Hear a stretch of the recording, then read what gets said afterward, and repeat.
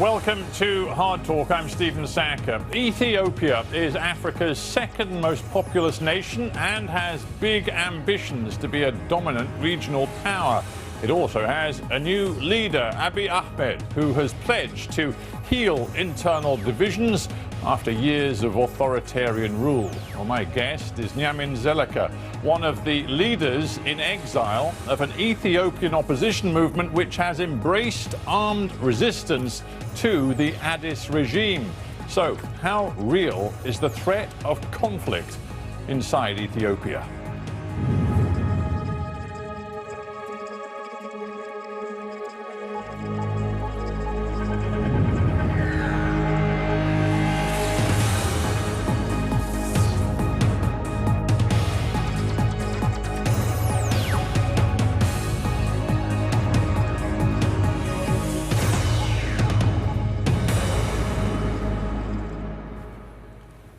Neamin Zeleke in Washington, D.C. Welcome to Hard Talk.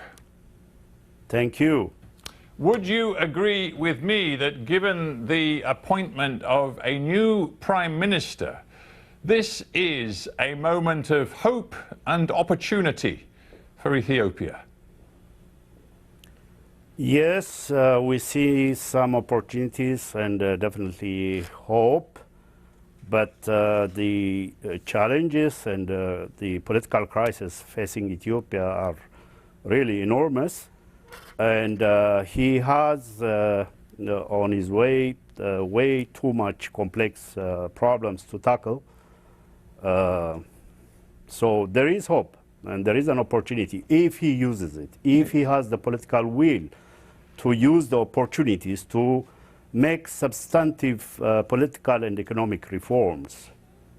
The reforms may come, but should we pause for just a moment and reflect on how symbolically important it is that here we have a man who is, first of all, the first Muslim to be leader of Ethiopia, but also a man who comes from the Oromo ethnic part of the country and therefore breaks the monopoly on power that has been held by the Tigrayans inside the ruling coalition for the last quarter century or so. So would you accept that this does indicate a wind of change sweeping through your country? Well, first of all, this is not the first time an Oromo leader came on power in Ethiopia. Previously, there were two Oromo prime minister and the leader of the military regime.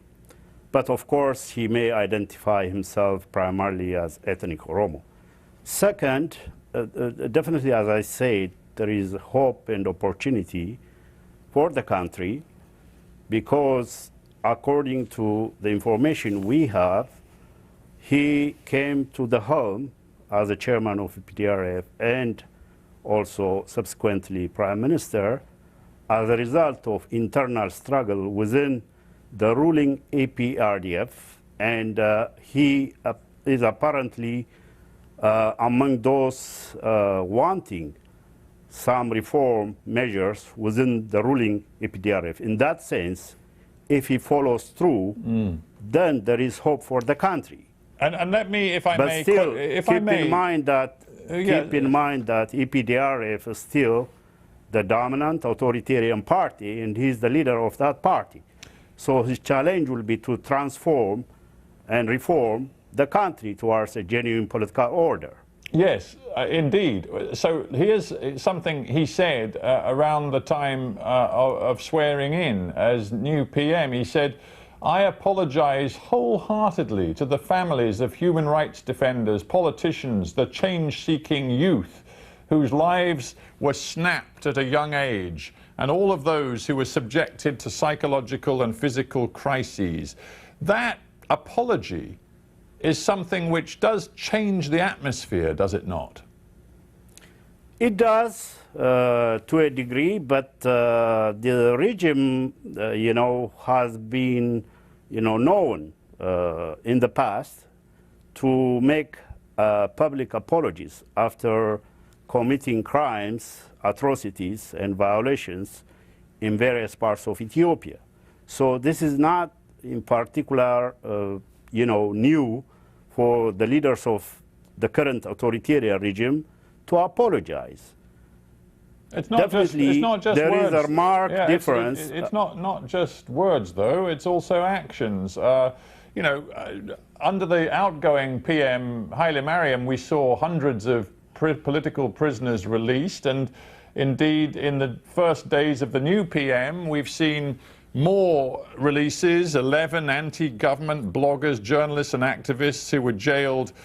Actually, in March, during some clashes and security sweeps by the government, they were released, including some well-known online activists from the Zone 9 group, including 2 journalists, Eskinder Nega being one of them, who are well-known in Ethiopia as oppositionists. These are, again, I just wonder whether you're just being a little gloomy and a bit of a naysayer when some really important, different things are happening inside your country. Yes, there are some changes. As I said, we see some glimmer of hope and opportunities going forward. But let's take, for instance, what you just said, the release of political prisoners. You know what happened? After they released hundreds of political prisoners, they rearrested, the most prominent one, including the one you mentioned, Eskinder Nega. The problem is not. Yeah, but they've let him out again. I agree with you. They rearrested him, but now they've let him out again. To begin with, with all due respect, all these political prisoners should not have been put in prison because they didn't commit any crime. Their only crime was to be a journalist like you and political dissenters like me. So this authoritarian, deeply authoritarian, brutal regime imprisoned in the past thousands of political prisoners in Ethiopia. These are just, few that were released. We still believe there are 10,000s of political prisoners throughout Ethiopia in many regions of the country, not only in Addis Ababa. Yeah, but so that has to end. Criminalization of dissent has to end. All these repressive laws the authoritarian regime, APDRF, has instituted, they have to be repealed, and the state of emergency has to be lifted. All these measures will indicate what you said, but if there is hope and opportunity. Right. Is not the message of what has happened over the last 18 months, 2 years and more, that civil disobedience, mass peaceful protests on the streets of Ethiopia's towns and cities can work, and that you guys in exile who call for armed resistance have not been the agent and vehicle of change? It's the people inside the country committed to peaceful resistance who have achieved this change. First of all, definitely we have an organizational outfit in exile. But keep in mind, it's a fact, we are also on the ground. We are deeply, in many parts of Ethiopia, we are active. Our movement works not only through armed struggle, but part of the civil disobedience that you mentioned. So we espouse not only an armed struggle, but we embrace all forms of struggle, including civil disobedience. With respect, you are an organization which is deemed a terrorist organization and is outlawed inside Ethiopia. As I understand it, you inside the country operate with a secret cell structure. So you're not the people who've been on the ground organizing the protests on the streets, the protests outside gas stations and other forms of civil disobedience, because you're a secret cell structure banned organization. My point is that there are groups like, for example, the Kiro group in Oromo, who have been on the streets, active youth movements, who've achieved real change. No, I think you have your information wrong. We are on the ground. Yes, we are banned and branded as a terrorist, but we do have structures inside Ethiopia undertaking and organizing civil disobedience, not only self-defense, armed undertakings, but also civil disobedience. Yes, it's true that the Kero and the Oromo areas and in other regions, other groups are organizing and leading this civil disobedience, but we are there as well. We are, in many parts of the country, part of this process. Your movement is called the Ginbot Sabat movement, and you, as I understand it, have committed. Last May, you made this public commitment to, quote, depose the government by any means necessary. You talk to me. Yeah, you talk to me about armed resistance. Armed resistance. Armed resistance is not what has been happening in Ethiopia in terms of pushing the government to release prisoners and to change course. It is civil disobedience. And are you not playing into the hands of the hardliners in the ruling coalition when you talk about deposing the government by any means necessary? When we say by any means necessary, it means all instruments of struggle, all forms of tactics we deploy to organize the people. That includes armed struggle. We have armed movements in the northern part of the country, and we also believe civil disobedience, economic embargoes and boycotts of all kinds to blunt the regime's repressive arsenals, to erode and to weaken the pillars of its repression. So we believe in all forms of struggle. When we say by any means necessary, we don't exclude civil disobedience as a very potent weapon to weaken the regime and to organize the people in this protest to depose the regime. Where is your leader, the Ginbot Sabat leader, Nega Birhanu? Where is he? Professor Birhanu Nega is currently in Eritrea. In Eritrea? Yes. Yes, and Eritrea, of course, long-term hostile enemy of Ethiopia. It doesn't look good, does it, when you, and I know you go to Eritrea too, you spend all of your time not in Ethiopia and not always in Washington, but much of your time in a country which is the most hostile enemy of Ethiopia. Well, Eritrea is the most hostile enemy of the regime in Ethiopia, not Ethiopians and Ethiopia. We disagree on that one. And, you know, this regime, especially the dominant Tigrayan TPLF People's Liberation Front, has worked with Eritreans to fight against the previous military regime, communist regime. So why would it be wrong for us to work with Eritreans? Just makes me wonder. It makes me wonder about where your interests really lie. How much money does the Eritrean government give your organization? I cannot speculate on that. They don't give us money, but they harbor thousands of our freedom fighters in Eritrea because that's the only safe and secure place for Ethiopians. You know, this brutal regime can go at will and whim in neighboring countries, Kenya, Uganda, Sudan, Djibouti, abduct and assassinate Ethiopian dissidents and even journalists like you. So the safest place for all those brutalized, persecuted Ethiopians is Eritrea. But they do give you money, don't they? I mean, I've read the UN monitoring. They may. Yes. I'm not going to speculate the amount, when and where. They may support us. They do definitely support our freedom fighters, yes. Well, you denied they gave you money, but they do give you money. The UN monitoring... I didn't deny. All right, well, the UN monitoring... Well, then you surely know how much you're the foreign affairs spokesman for. I just told you there are thousands of our freedom fighters, not only our organization, but others. They harbor and they shelter and they provide them with all forms of assistance. Yes, it's many according to the UN, according to the UN monitoring group, it's many thousands of dollars a month are handed to you and your fellow leaders of Ginbot Sabat, and also arms and training camps inside Eritrea. I'm just wondering how all of this sounds to the Ethiopian people. They, of course, will remember the years of war with Eritrea. We are the most popular organization, one of the most popular. We have millions of supporters in Ethiopia.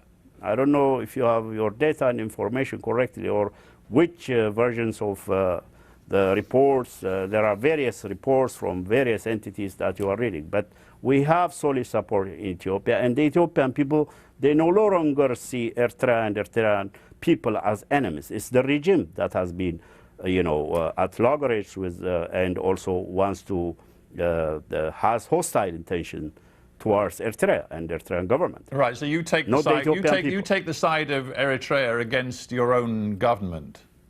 It is not our own government. Our own government is when we, the people, elect under free, fair elections our government. This is a dictatorial, tyrannical, brutal regime, a minority regime that has captured the state and the economy to benefit a few Tigrayan elites and their cronies, ethnic and political cronies. So this is not our government. Until we, the Ethiopian people, like you in Britain, under free and fair election, we elect our leaders, this is not our government. And that's the sentiment that is the sentiment of the majority of Ethiopians in Ethiopia. You're going to have a problem if Dr. Abiy, in his role now as Prime Minister, makes good on his promise, which he stated again just a few days ago, to end the, quote, years of misunderstandings with the Eritrean government. And to that end, we will play our part. You're going to be in big trouble if the Ethiopian government reaches out a hand of friendship to Eritrea, because you'll be bargaining chips, and you and your fellow leaders of Ginbot Sabat may find yourselves without a home. Well, we shall see when we get there, but I don't believe so. First of all, the minority regime has to withdraw from Badime. As you know, there is a long-standing, ruling by the commission, Boundary Commission, which awarded Badime the flashpoint of the dispute and conflict that led to that bloody war to Eritrea. But thus far, the regime has not withdrawn from Badime. These are, according to the ruling, sovereign territories of Eritrea. That will be, a very difficult undertaking for the regime, because most Tigrayans consider Badime as part of Tigray, not Eritrea. So we'll see when we get there anyway. And just a quick word about Egypt, another country that does not have a good relationship with Ethiopia right now, not least because of disputes about water and the waters of the Nile. You are taking money and support from Egypt too. That's the narrative and the fiction of the regime. We never took, money, neither weapons or any form of assistance from Egypt. But if it serves our end, and our end is to have a genuine democratic political order in Ethiopia like you have in Britain, we will deal with anybody except terrorists, with any government. Well, don't you think it's a double standard? Your government or any government deals with whoever serves their interests. So our interest is democracy, freedom, justice, equity in Ethiopia. And these are lacking in Ethiopia. That's why you have protests throughout Ethiopia in the past 3 years. But with respect, so long as it serves our purpose, we'll do it. But so far, we have not accepted any form of assistance from Egyptians. So you say, but there's a very strange statement you just made to me, that we'll accept any assistance from anybody except terrorists. I mean, yes. You conduct terrorism yourselves. You've just said to me that... Well, that's what the regime says. Look, under tyranny, being a rebel is a right. It's morally justified, not only politically, morally justified to defend yourself when your families are being tortured, where your sisters are being gang raped, when your father is being humiliated and murdered. That's what has been happening, and this minority regime, supported by those who champion or claim to champion democracy and freedom, throughout the world, including the UK. But if you want to claim that you are better than the government in Ethiopia, I don't see how it helps for your people claiming loyalty to you to launch gun and bomb attacks. With all due respect, you remember you interviewed Mallas Zenawi, Mallas Zenawi 10 years ago, I recall, you remember. And our leader, was among the victims, those thrown in jail, the leaders of CUD. He tried his best, and many others who formed Ginbot 7 were leaders of that CUD, including our chairman. They tried their best peacefully, and this regime doesn't understand peaceful struggle. So you think it's now acceptable to launch gun and bomb attacks which kill dozens of people? No. We don't believe in terrorism, and we don't promote terrorism. We conduct self-defense measures, armed activities in self-defense. I just wonder... And that's a right. Even under international law, self-defense, defending yourself, your families from brutality, atrocity, bordering genocide, ethnic cleansing that this brutal minority regime has undertaken throughout Ethiopia, it's a right to defend yourself. Don't you think? What would happen, let me ask you, what would happen if the IRA from Ireland comes take over Britain, okay, captures all the economy? Irish people, only 4 million out of the 60 million, they control the economy, they control the military, the security. What would you feel? And you, as a journalist, are you not? How do you react? Are you not playing with fire here? We know that Ethiopia's ethnic mix is, to put it bluntly, fragile. And we know when you accuse the government of being a front for Tigrayan security, military and intelligence interests, we know that that kind of language is going to inflame ethnic tensions, given the mix of peoples in your country. And it seems to me, when you tweet things like this, and I'm going to quote a tweet of yours from just a month ago, you said, "Give me death or give me liberty. Either we live with freedom and equality, or oppression, injustice and servitude under this brutal fascist tyranny will be the option." You are laying things out in a way which seems to me leading only one way, and that's to the kind of terrible civil war that we have seen in Syria, for example. We don't want a civil war in Ethiopia. We want peace, we want stability, we want prosperity, but with justice, freedom, like you, as I said, in Britain or any Western democracy. We want this unacceptable, brutal, tyrannical order to go. We need freedom. We need justice. We need equity. But it is a known fact now internationally that 6% of the population, if you read out all the reports recently that have been written by various journalists, Western journalists included, for the first time they are admitting that people who claim to represent 6% of the population out of 100 million have captured the state, the security, the military, and the economy. That's the truth. But my last question, to avoid the possibility of terrible violence inside your country, do you not now have to give Dr. Abiy, the new PM, a chance to lift the state of emergency, a chance to develop a dialogue with the opposition, a chance to release the political prisoners? Give him a chance. Yes, we will give him a chance. We have stated in no uncertain terms. We have issued a public statement and interviews, including by our chairman on VOA.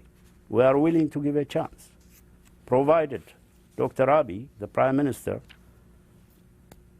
delivers what he has pledged: reconciliation, national dialogue, and instituting constitutional democracy and all the substantive political and economic reforms that the people of Ethiopia expect. Yes, we'll give him a chance. All right, well, with that thought in mind, we must end this interview. But Neamin Zeleke, thank you for being on Hard Talk.